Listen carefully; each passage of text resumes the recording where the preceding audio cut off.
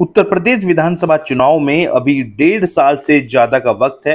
India गठबंधन भी बना हुआ है, लेकिन सहारनपुर से कांग्रेस सांसद इमरान मसूद लगातार ऐसे बयान दे रहे हैं जो कांग्रेस और समाजवादी पार्टी के बीच तल्खी बढ़ाने वाले हैं।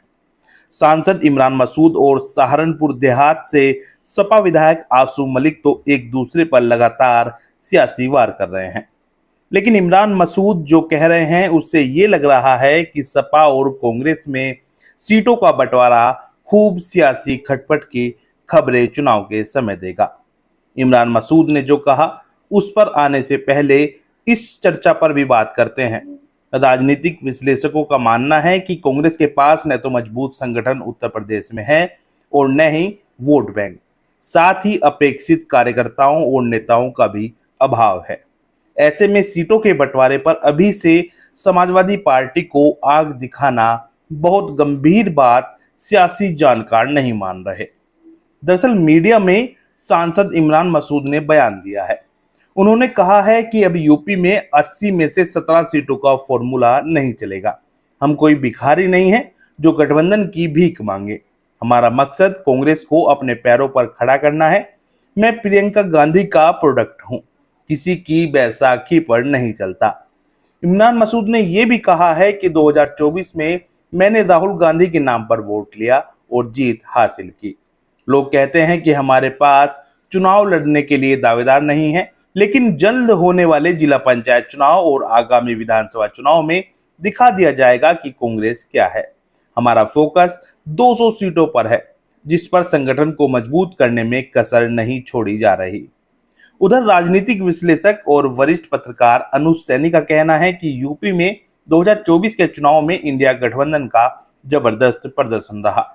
कांग्रेस ने भी मजबूती दिखाई, लेकिन फिलहाल यूपी में दो ही पार्टियों का जनाधार है और दो ही पार्टियों के बीच 2027 में मुकाबला होता दिख रहा है।